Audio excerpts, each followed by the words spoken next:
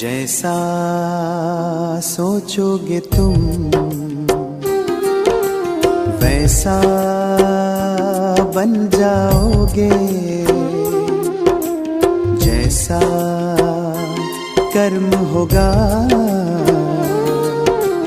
वैसा फल पाओगे। श्रेष्ठ कर्म का आधार है खुद का कर लो दर्शन, यही जीवन का सार है, यही जीवन का सार है। जैसा सोचोगे तुम वैसा बन जाओगे।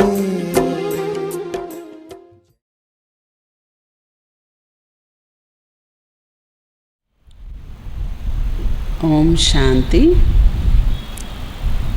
मीठे बच्चे, बेहद के सुखों के लिए तुम्हें बेहद की नॉलेज मिलती है। तुम फिर से राजयोग की शिक्षा से राजाई ले रहे हो।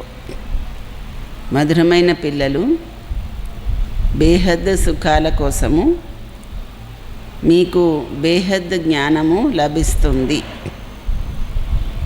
మీరు మళ్ళీ రాజయోగ శిక్షణతో రాజ్యాన్ని తీసుకుంటున్నారు। ప్రశ్న, तुम्हारा ईश्वरीय कुटुंब किस बात में बिल्कुल ही निराला है? మీ ఈశ్వరీయ కుటుంబము ఏ విషయంలో చాలా అతీతమైనది? जवाब, इस ईश्वरीय कुटुंब में कोई 1 रोज़ का बच्चा है, कोई 8 रोज़ का, लेकिन सब पढ़ रहे हैं। మీ ఈశ్వరీయ కుటుంబంలో ఒక రోజు పిల్లలు, ఒకరు 8 రోజుల పిల్లలు, కానీ అందరూ చదువుకుంటున్నారు। बाप ही टीचर बनकर अपने बच्चों को पढ़ा रहे हैं। బాబాయే టీచర్ అయ్యి తన పిల్లలందరికీ చదువు చెప్తున్నారు। యహ్ హై నిరాలి బాత్, ఇదే అతీతమైన విషయము। ఆత్మ పढ़ती है, आत्मा कहती है बाबा, बाबा फिर बच्चों को 84 जन्मों की कहानी सुनाते हैं। ఆత్మ చదువుకుంటుంది, ఆత్మే బాబా అని పిలుస్తుంది। బాబా మళ్ళీ పిల్లలకి 84 జన్మల కథ చెప్తారు। ఈరోజు పాట ఏమిటంటే, దూర దేశ్ కా రహనే వాలా ఆయా దేశ్ పరాయి మే, దూరదేశంలో ఉండేవాడు పరాయి దేశంలో వచ్చారు అని। ओम शांति। वृक्षपति वार, उसका नाम रख दिया है बृहस्पति। వృక్షపతి వారము దాన్ని బృహస్పతి అని పేరు పెట్టేశారు। ఈ పండుగలు ఇవన్నీ ప్రతి సంవత్సరం చేసుకుంటూ ఉంటారు। తుమ్ హర్ హఫ్తే బృహస్పతి డే మనాతే హో, మీరు ప్రతి వారము బృహస్పతి వారము చేస్తారు। वृक्षपति अथवा इस मनुष्य सृष्टि रूपी झाड़ का जो बीज रूप है, चैतन्य है, वही इस झाड़ के आदि मध्य अंत को जानते हैं। वृक्षपति అనగా ఈ మనుష్య సృష్టి రూపీ వృక్షానికి బీజ రూపీ చైతన్యము, ఆయనకే ఈ వృక్షం యొక్క ఆది మధ్య అంత్యము తెలుసు। और जो भी वृक्ष है वह सब जड़ होते हैं, మిగతా అన్ని వృక్షాలు జడమై ఉంటాయి। यह है చైతన్య, इसको कहा जाता है కల్పవృక్ష। ఇది చైతన్యము, దీన్ని కల్పవృక్షమని అంటారు। దీని ఆయువు 5000 సంవత్సరాలు। ఈ వృక్షంలో 4 భాగాలు ఉన్నాయి। ప్రతి వస్తువుకి 4 భాగాలు ఉంటాయి కదా, ఈ ప్రపంచంలో కూడా 4 భాగాలు। ఈ పాత ప్రపంచం యొక్క అంతిమ సమయం ఇది। ప్రపంచం ఎంత పెద్దగా ఉంది, ఈ జ్ఞానము ఏ మానవ మాతృల బుద్ధిలోనూ లేదు। ఇది కొత్త ప్రపంచం కోసము కొత్త జ్ఞానము। కొత్త ప్రపంచంలో రాజు అవ్వడం కోసము, ఆది సనాతన దేవీ దేవతలుగా అవ్వడం కోసము బాబా ఇచ్చే శిక్షణ కూడా కొత్తది. భాష అయితే హిందీయే. బాబా వివరించారు, వేరే రాజ్యం స్థాపన అయినప్పుడు భాషలు కూడా వేరవుతాయి. ఒకటే రాజ్యం ఉన్నప్పుడు ఒకటే భాష ఉంటుంది. సత్యయుగంలో ఏ భాష ఉంటుంది? పిల్లలకి కొద్ది కొద్దిగా తెలుసు. ఇంత క్రితము పిల్లలు ధ్యానంలోకి వెళ్ళి చెప్తూ ఉండేవారు, అక్కడ సంస్కృతం ఏమీ లేదు. సంస్కృతం ఇక్కడుంది కదా, ఇక్కడున్నది అక్కడ ఉండదు. అందుకే పిల్లలకి తెలుసు బాబా వృక్షపతి, ఆయన్ని తండ్రి రచయిత అని అంటారు. ఈ వృక్షానికి తండ్రి రచయిత, ఆయన చైతన్య బీజరూపి. మిగతావన్నీ కూడా జడమైనటువంటి బీజాలు ఉంటాయి. పిల్లలు సృష్టి ఆది మధ్య అంత్యము తెలుసుకోవాలి కదా. ఈ సమయంలో జ్ఞానం లేని కారణంగా మనుషులకి సుఖం లేదు. ఇది బేహద్ జ్ఞానము, దీనివల్ల బేహద్ సుఖము వస్తుంది. హద్దులో జ్ఞానంతో ఎలాంటి సుఖం వస్తుంది? బేహద్ జ్ఞానంతో బేహద్ సుఖం వస్తుంది. హద్దులో జ్ఞానంతో కాకిరెట్ట సమానమైన సుఖం వస్తుంది. మీకు తెలుసు, మనం బేహద్ సుఖం కోసము పురుషార్థం చేస్తున్నాము, మళ్ళీ చేస్తున్నాం. ఈ మళ్ళీ అన్న పదము కేవలం మీకు మాత్రమే తెలుసు, మీరే వింటారు. మనము బేహద్ సుఖం కోసం మళ్ళీ పురుషార్థం చేస్తున్నాం. ఈ మళ్ళీ అన్నది మీకే అర్థమవుతుంది. మీరే మళ్ళీ మానవుల నుండి దేవతలుగా అవ్వడం కోసము రాజయోగం యొక్క శిక్షణ పొందుతున్నారు. జ్ఞానసాగరుడైన తండ్రి నిరాకారుడు అని కూడా మీకు తెలుసు. ఆత్మలు కూడా పరమాత్మ యొక్క సంతానము, వాళ్ళు నిరాకారియే. మరి నిరాకారి పరమాత్మ అయితే ఆత్మలు కూడా ఆయన సంతానము నిరాకారియే. కానీ అందరికీ తన తన శరీరం ఉంది. ఇది అలౌకిక జన్మ అంటారు. మనుషులు ఈ అలౌకిక జన్మ తీసుకోలేరు. అందరూ ఏ విధంగా జన్మ తీసుకుంటారో ఆ రకంగా అందరూ అలౌకిక జన్మ తీసుకోలేరు. బాబా ఈయన వానప్రస్థావస్థలో వచ్చి ప్రవేశించారు. ఆత్మలకి సన్ముఖంగా కూర్చొని వివరిస్తున్నారు. అక్కడ ఎవరు కూడా ఆత్మలని బచ్చే బచ్చే అని పిలవరు. ఏ ధర్మం వాళ్ళైనా సరే వాళ్ళకి తెలుసు, శివబాబా ఆత్మలందరికీ బాబా, ఆయన తప్పకుండా బచ్చే బచ్చే అని అంటారు. వేరే ఏ మనుష్యాత్మని కూడా ఈశ్వరుడు అనడానికి వీల్లేదు, బాబా అని అనడానికి కూడా వీల్లేదు. ఎందుకంటే ఏ మనుష్యాత్మ కూడా అందరికీ బాబా తండ్రి అవరు. గాంధీజీని బాపు అని అంటుండేవారు. మున్సిపాలిటీ మేయర్ని కూడా ఫాదర్ అని అంటారు. కానీ వాళ్ళందరూ దేహదారులు. మీకు తెలుసు, మన ఆత్మలందరికీ తండ్రి వచ్చి మనకి చదివిస్తున్నారు. బాబా మాటి మాటికి చెప్తారు, స్వయాన్ని ఆత్మగా భావించండి. ఆ తండ్రి వచ్చి ఆత్మలకి చదివిస్తున్నారు. ఇది ఈశ్వరీయ కుటుంబము. బాబాకి ఇంతమంది పిల్లలు ఉన్నారు. మీరు కూడా అంటారు, బాబా మేము నీ వాళ్ళే అని. మీరు పిల్లలు అయిపోయారు కదా బాబాకి. పిల్లలు ఏం చెప్తారు? బాబా మేము ఒక్కరోజు పిల్లలు, 8 రోజుల పిల్లలు, 1 నెల పిల్లలు అని చెప్తారు. పిల్లలైతే మొదట చిన్నవాళ్ళుగా ఉంటారు. 2 రోజులు 4 రోజులు పిల్లలు మీరు, కానీ మీ ఆర్గన్స్ అయితే పెద్దవే కదా అంటున్నారు. అందుకే పిల్లలందరి కోసము బాబా చదువు చెప్తారు, కావాలి కూడా. వచ్చిన ప్రతి ఒక్కరికి బాబా చదివిస్తారు. మీరు కూడా చదువుకుంటున్నారు. బాబాకి పిల్లలు అయ్యారు, మళ్ళీ బాబా వివరిస్తారు మీరు 84 జన్మలు ఎలా తీసుకున్నారు అని. బాబా అంటున్నారు, నేను కూడా అనేక జన్మల యొక్క అంతిమ జన్మలో ఈయనలో వచ్చి ప్రవేశిస్తాను, మళ్ళీ మీ అందరికీ చదివిస్తాను. పిల్లలకి తెలుసు, ఇక్కడ మనము చాలా పెద్ద టీచర్ దగ్గర వచ్చాము. ఆ టీచర్ నుండి ఈ టీచర్లందరూ తయారయ్యారు. వీళ్ళని పండాలని అంటారు. పండా కదా, పండా అంటే దారి చూపిస్తారు కదా తీర్థయాత్రలలో. అలాగా ఆ టీచర్ నుండి ఈ టీచర్లు తయారయ్యారు. ఆయన పెద్ద టీచరు, వీళ్ళందరూ కూడా పండాలు అంటున్నారు. వీళ్ళు కూడా అందరికీ చదువు చెప్తారు. నెమ్మదిగా అందరూ తెలుసుకునే వాళ్ళందరూ నెమ్మదిగా చెప్పడం మొదలు పెడతారు. మొట్టమొదట వివరించవలసింది ఇదే, ఏంటంటే 2 తండ్రులు ఉన్నారు అని. లౌకిక తండ్రి, పారలౌకిక తండ్రి. మరి పారలౌకిక తండ్రియే పెద్దవాడు కదా. లౌకిక తండ్రి పెద్దనా, పారలౌకిక తండ్రి పెద్దనా? పారలౌకిక తండ్రి గొప్పవాడు కదా. ఆయనే పరమాత్మ, భగవంతుడని అంటున్నారు. మీకు తెలుసు, ఇప్పుడు మనకి పారలౌకిక తండ్రి దొరికారు. వేరెవరికి ఈ విషయము తెలియదు. నెమ్మదిగా తెలుసుకుంటూ ఉంటారు.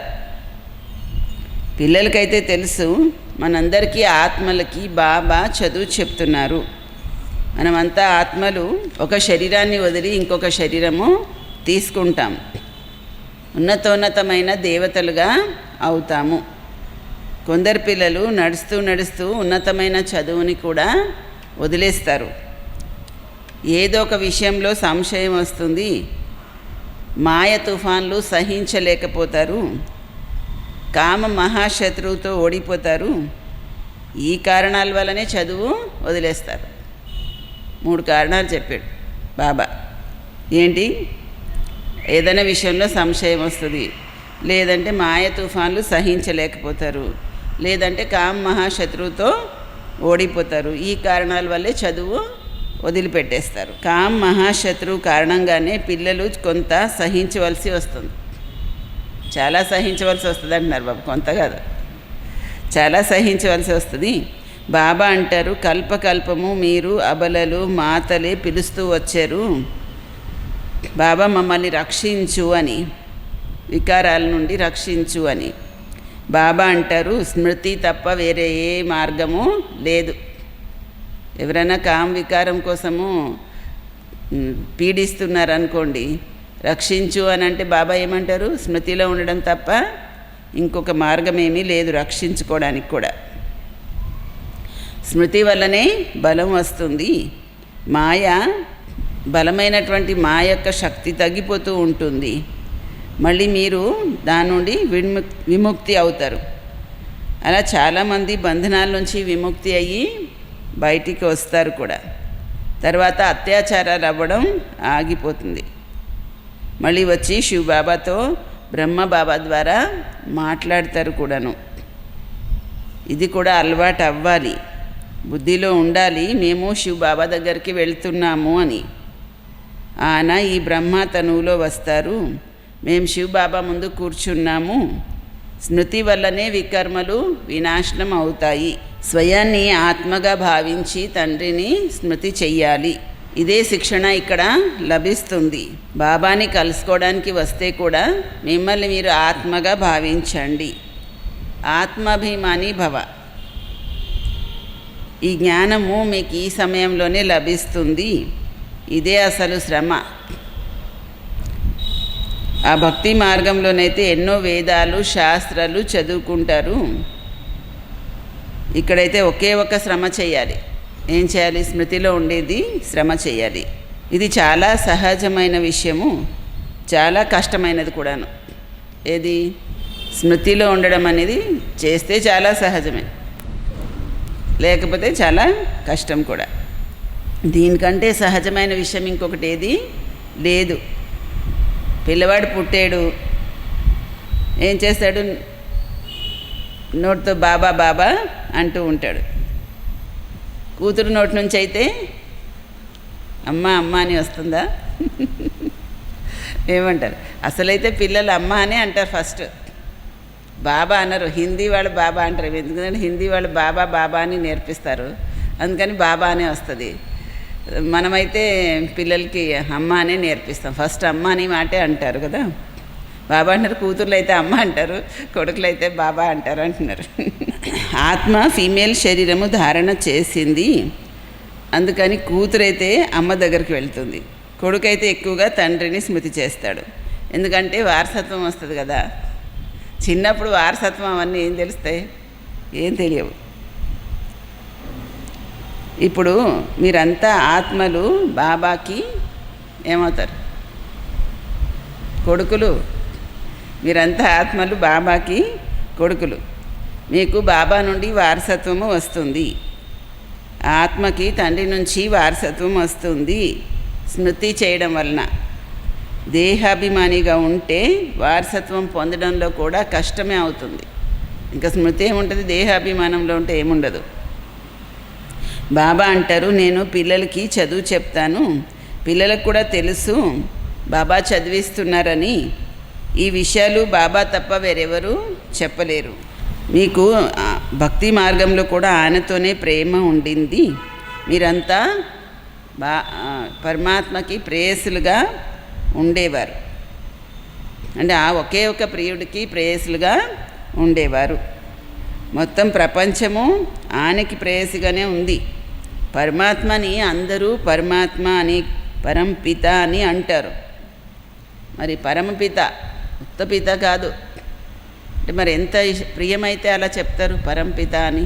తండ్రిని ప్రియుడు అని అనరు కదా. బాబా వివరిస్తారు, మీరు భక్తి మార్గంలో ప్రేయసులుగా ఉన్నారు. తండ్రిని ప్రేయసి అనరు కదా అంటున్నారు. ప్రియుడు కాదు, తండ్రిని ప్రేయసి అనరు కదా.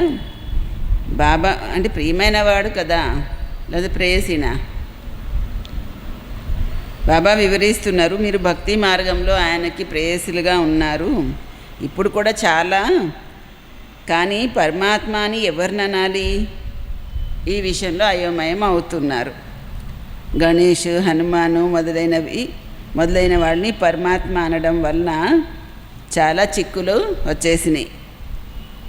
ఒక్కడు తప్ప ఇంకెవరు ఆ చిక్కుల్ని సరి చేయలేరు. ఎవరికి కూడా ఆ శక్తి లేదు. బాబాయే వచ్చి పిల్లలందరికీ వివరిస్తారు. పిల్లలు నంబర్వార్ పురుషార్థానుసారము అర్థం చేసుకుంటారు. మరి వివరించడానికి యోగ్యులుగా కూడా తయారవుతారు. రాజధాని స్థాపన అవుతూ ఉంది. ఉన్నది ఉన్నట్లుగా కల్పపూర్వంలాగే మీరిక్కడ చదువుకుంటున్నారు. కేవలము ప్రాలబ్ధము కొత్త ప్రపంచంలో పొందుతారు. దాన్ని అమరలోకమని అంటారు. ఇక్కడ చదువుకుంటున్నారు. ప్రాలబ్ధం ఎక్కడ పొందుతారు? కొత్త ప్రపంచంలో. దాన్ని అమరలోకమని అంటారు. మీరు కాలుడి పైన విజయాన్ని పొందుతారు. అక్కడ ఎప్పుడు అకాల మృత్యులు అనేవి ఉండవు. దాని పేరే స్వర్గము. పిల్లలకి ఈ చదువుకోవడంలో చాలా ఖుషి ఉండాలి. ఉంటుందా మరి? ఈ చదువుకుంటూ చాలా ఖుషి ఉండాలి. బాబా స్మృతితో బాబా ఆస్తి కూడా స్మృతి వస్తుంది. క్షణంలో మొత్తం డ్రామా యొక్క జ్ఞానము బుద్ధిలోకి వచ్చేస్తుంది. మూలవతనము, సూక్ష్మవతనము, స్థూలవతనము, 84 జన్మల చక్రము. బస్ ఈ నాటకమంతా భారతదేశం పైనే తయారై ఉంది. 84 జన్మల చక్రము. ఈ డ్రామా అంతా భారతదేశం కోసమే తయారైంది. మిగతావన్నీ కూడా బైప్లాట్స్. బాబా జ్ఞానం కూడా మీకే చెప్తున్నారు. మీరే ఉన్నతోన్నతమైన వాళ్ళు మళ్ళీ కిందకి దిగిపోయారు, నీచంగా కూడా అయిపోయారు. డబల్ కిరీటధారిగా ఉన్నవాళ్ళు పూర్తిగా ఏమైపోయారు? బానిసల్లాగా అయిపోయారు. ఇప్పుడు భారతదేశము బానిసలుగా బికారీగా ఉంది. ప్రజారాజ్యం ఉంది. సత్యయుగంలో డబల్ కిరీటధారి మహారాజా మహారాణి యొక్క రాజ్యము ఉండేది. అందరూ ఒప్పుకుంటారు ఆదిదేవ్ బ్రహ్మ అని. కానీ పేర్లు చాలా పెట్టేశారు. అని మహావీర్ అని కూడా అంటారు.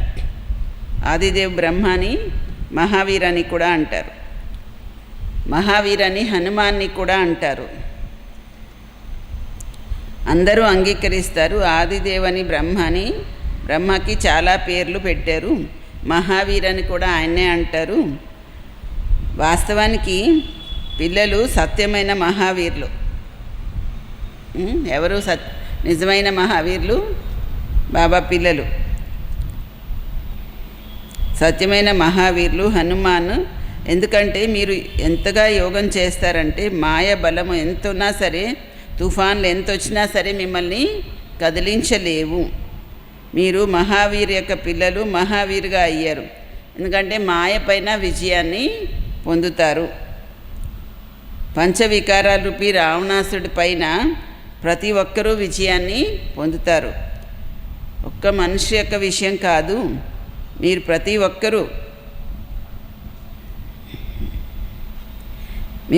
ఒక్కరూ ధనుషు విరవాలి అంటున్నారు బాబా. రాముడు ఒక్కడే ధనుషు విరిశాడని అంటున్నారు కదా. మీరు ప్రతి ఒక్కరూ ధనుషు విరవాలి అంటే మాయ పైన విజయాన్ని పొందాలి. ఇందులో యుద్ధము అలాంటిది ఏమీ లేదు. యూరోప్ వాసీలు ఏ విధంగా యుద్ధం చేసుకుంటారు? భారతదేశంలో కౌరవులు యవనులది యుద్ధం ఉంది. రక్తపు నదులు ప్రవహిస్తాయని అంటారు కదా, నేతి నదులు కూడా ప్రవహిస్తాయి. విష్ణుని క్షీరసాగరంలో చూపించారు కదా. లక్ష్మీనారాయణులు పారస్నాథ్,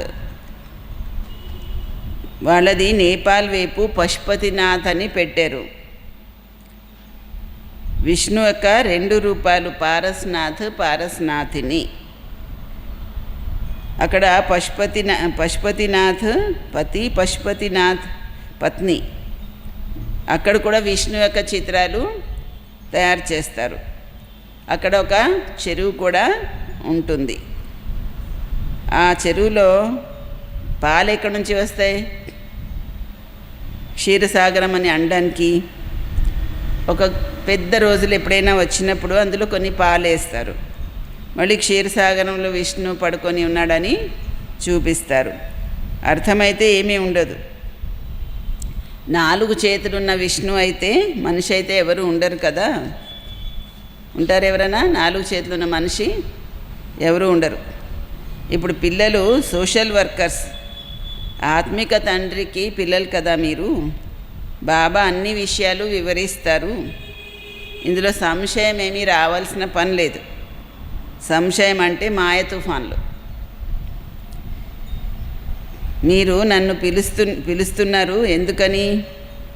మీరు నన్ను పిలిచింది పతిత పావన రా, వచ్చి మమ్మల్ని పావనంగా చెయ్యి అని పిలిచారు. బాబా అంటారు, నన్ను ఒక్కడిని స్మృతి చేయండి, మీరు పావనంగా అవుతారు. 84 జన్మల చక్రాన్ని కూడా స్మృతి చెయ్యాలి. బాబాని పతిత పావనుడని, జ్ఞానసాగరుడని కూడా అంటారు. అంటే 2 విషయాలు. పతితుల్ని పావనంగా చేస్తారు, మళ్ళీ 84 జన్మల చక్రాన్ని కూడా జ్ఞానం వివరిస్తారు. పిల్లలకి ఈ విషయాలని తెలుసు. 84 జన్మల చక్రము తిరుగుతూనే ఉంటుంది, దీనికి అంతం అనేది లేదు. ఇది కూడా మీరు నంబర్వార్ పురుషార్థ అనుసారము తెలుసుకున్నారు. బాబా ఎంత మధురమైన వాడు. ఆయన్ని పతులకు పతి అని కూడా అంటారు. ఆయన తండ్రి కూడాను. ఇప్పుడు బాబా అంటారు, నా నుండి పిల్లలందరికీ చాలా గొప్ప వారసత్వము దొరుకుతుంది. కానీ ఆ విధంగా అటువంటి తండ్రినైనటువంటి నాకు కూడా విడాకులు ఇస్తున్నారు. గొప్ప వారసత్వాన్ని ఇచ్చేటువంటి తండ్రికి కూడా విడాకులు ఇస్తున్నారు. ఇది కూడా డ్రామాలో నిర్ణయం అయ్యి ఉంది. చదువే వదిలిపెట్టేస్తారు, అంటే విడాకులు ఇచ్చేస్తారు. ఎంత తెలివి తక్కువగా అయిపోయారు. తెలివైన పిల్లలు సహజంగానే అన్ని విషయాల్ని అర్థం చేసుకొని ఇతరులను కూడా చదివించటము మొదలు పెడతారు. వాళ్ళు వెంటనే నిర్ణయం తీసుకుంటారు.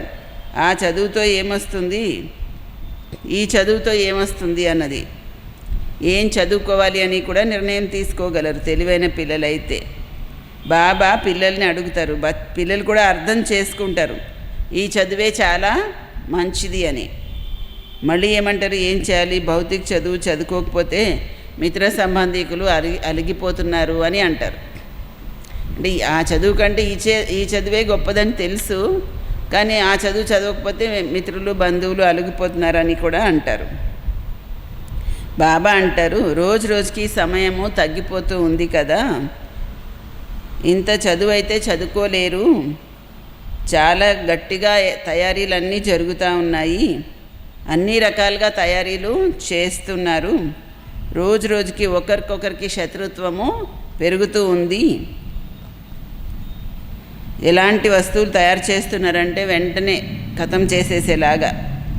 పిల్లలకి తెలుసు డ్రామానుసారము ఇప్పుడు యుద్ధం అప్పుడే జరిగేది లేదు, రాజ్య స్థాపన అవ్వాలి, అప్పటి వరకు మనం కూడా అన్ని తయారీలు చేసుకుంటూ ఉన్నాం. ఈ విధంగా కూడా తయారీ చేస్తున్నాం. చివరికి మీ ప్రభావము చాలా వచ్చేది ఉంది. ఓహో ప్రభు నీ లీల అపారమని పాటలు పాడతారు మనుషులు. అది ఈ సమయం యొక్క వర్ణనయే, మహిమయే. ఈ విధంగా కూడా వర్ణించబడి ఉంది, ఓ ప్రభు నీ గతిమతి అతీతమైనది అని. ఇప్పుడు ఆత్మలందరిది పాత్ర అతీతమైనదే. ఇప్పుడు బాబా మీకు శ్రీమతాన్ని ఇస్తున్నారు, నన్నొక్కడనే స్మృతి చెయ్యండి, మీ వికర్మలు వినాశనం అవుతాయి అని. ఎక్కడ శ్రీమతము, ఎక్కడ మనుష్య మతము? మీకు తెలుసు విశ్వంలో శాంతి పరంపిత పరమాత్మ ద్వారా తప్ప వేరెవరి ద్వారా రాదు అని. 100% పవిత్రత, సుఖము, శాంతి 5000 సంవత్సరాల క్రితంలాగే డ్రామా అనుసారము స్థాపన అవుతూ ఉంది. బాబా చేస్తున్నారు, స్థాపన చేస్తున్నారు. ఏ విధంగా అది కూడా వచ్చి మీరు అర్థం చేసుకోండి. పిల్లలే మీరు బాబాకి సహయోగిగా అవుతారు. చాలా సహయోగం చేసేవాళ్ళు విజయమాలలో పూసలుగా అవుతారు. పిల్లలు ఎవరైతే 100% సుఖము, శాంతి, పవిత్రత ఉన్న రాజ్యాన్ని స్థాపన చేయడంలో బాబాకి సహకరిస్తారో వాళ్ళే ఏమవుతారు? విజయమాలలో పూసలుగా అవుతారు. పిల్లలకి పేర్లు కూడా ఎంత రమణీయంగా పెట్టారు బాబా. ఆ పేర్లన్నిటిది లిస్ట్ తయారు చేసి ఆల్బమ్ పెట్టాలి. మీరు భట్టీలో ఉండేవారు, ఇల్లు వాకిలు వదిలేసి బాబా దగ్గరికి వచ్చేసి బాబా పిల్లలు అయ్యారు, పూర్తిగా భట్టీలో ఉండిపోయారు. ఎంత పక్కా భట్టి ఉండిందంటే లోపలికి ఎవ్వరూ రావడానికి అవకాశం ఉండేది కాదు. బాబా పిల్లలు అయిపోయారంటే మరి పేరు కూడా తప్పకుండా పెట్టాలి కదా. సర్వస్వము సరెండర్ చేసేశారు, అందుకే బాబా కూడా పేరు పెట్టారు. చాలా వండర్ కదా బాబా అందరికీ పేర్లు పెట్టడము. अच्छा मीठे मीठे सिक्किलदे बच्चों प्रति मात पिता बाप दादा का याद प्यार और गुड मॉर्निंग. रूहानी बाप की रूहानी बच्चों को नमस्ते. मीठे मीठे रूहानी बाप दादा को रूहानी बच्चों की याद प्यार, गुड मॉर्निंग और नमस्ते. धारणा पॉइंट्स. ఏ విషయంలోనూ సంశయ బుద్ధి అవ్వకూడదు.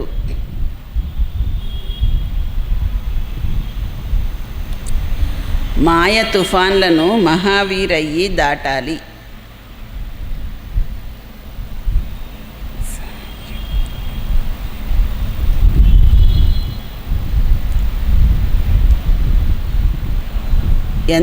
ఎంత యోగంలో ఉండాలంటే మాయ తుఫాన్లు మిమ్మల్ని కదిలించలేకపోవాలి.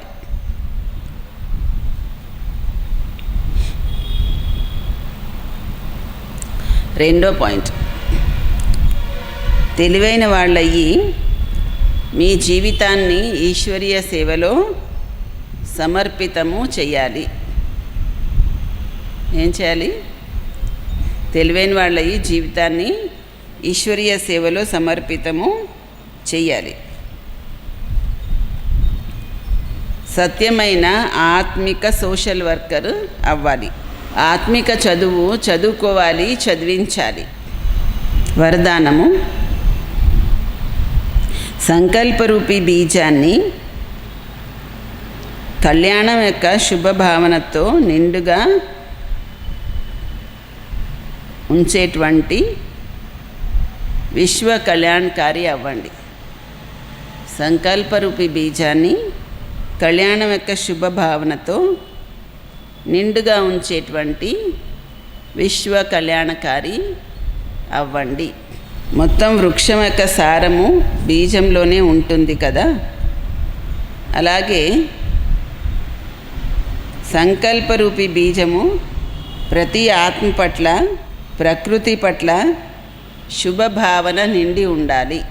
సర్వులను బాబా సమానంగా తయారు చేయాలనే భావన, నిర్బల ఆత్మలను బలవంతులుగా చేయాలని, దుఃఖీ అశాంత ఆత్మలను సదా సుఖీ శాంతిగా చేయాలని భావన సారము ప్రతి సంకల్పంలో నిండి ఉండాలి. ఏ సంకల్పం రూపీ బీజమైనా ఈ సారంతో ఖాళీగా వ్యర్థంగా ఉండకూడదు. ఏ సంకల్పం రూపీ బీజమైనా ఈ సారం లేకుండా ఖాళీగా వ్యర్థంగా ఉండకూడదు. కళ్యాణం యొక్క భావనతో సమర్థంగా ఉండాలి. అప్పుడే బాబా సమానంగా విశ్వ కళ్యాణకారి అని అంటారు. మాయ యొక్క జమేలాతో గాబరా పడడానికి బదులు పరమాత్మతో కలయిక, మేళ, ఆనందాన్ని పొందండి. మాయ యొక్క జమేలాతో గాబరా పడడానికి బదులు పరమాత్మ మిలన్ యొక్క ఆనందాన్ని పొందండి. ఓం శాంతి.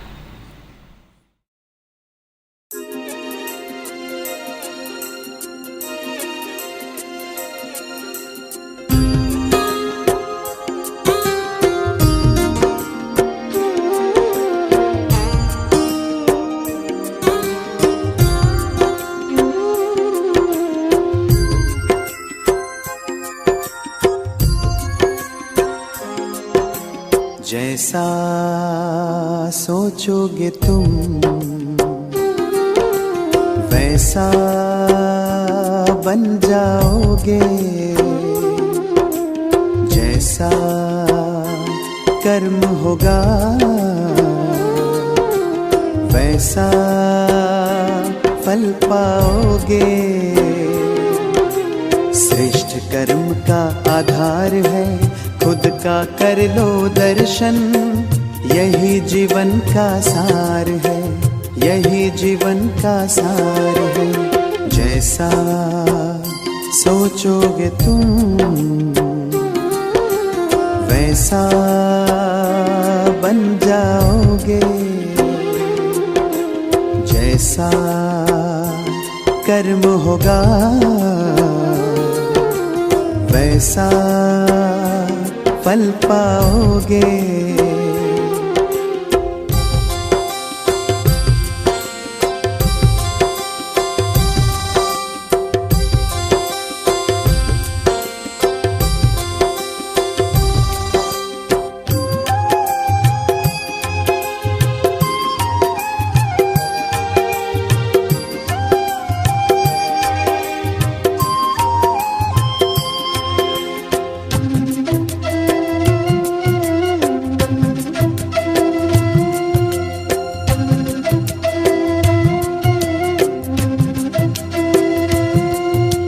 मन में हो शुभ संकल्प तो जीवन में फिर दुख कैसा, जब अंतर में शुभ भावना तो दिल में सुख सावन जैसा।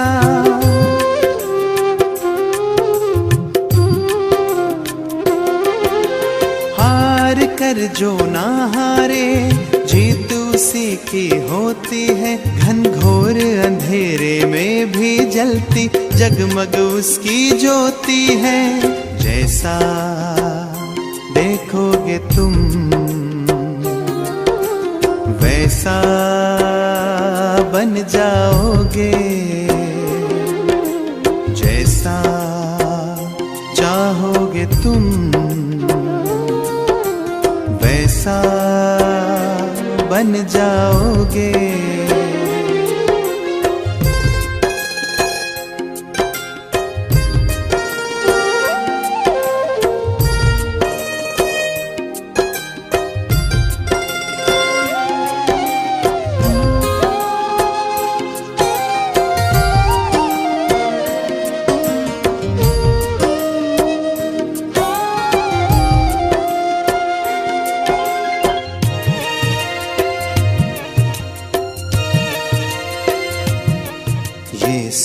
सूरज है तो है किरण, बादल है तो है पवन, प्राण है तो है तन मन, सात सुरों में है सरगम। जो धरती है तो है सागर, जल थल है तो है जीवन, जीवन है तो है भगवन।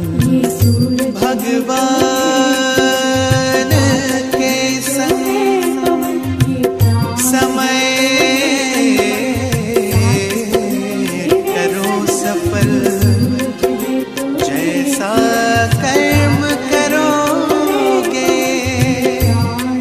वैसा पाओगे फल, जैसा सोचोगे तुम वैसा बन जाओगे, जैसा कर्म होगा वैसा फल पाओगे। श्रेष्ठ कर्म का आधार है, खुद का कर लो दर्शन, यही जीवन का सार है, यही जीवन का सार है। जैसा सोचोगे तुम वैसा बन जाओगे, जैसा कर्म होगा वैसा फल पाओगे, जैसा सोचोगे तुम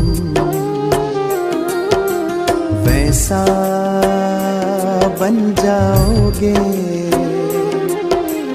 जैसा कर्म होगा वैसा फल पाओगे।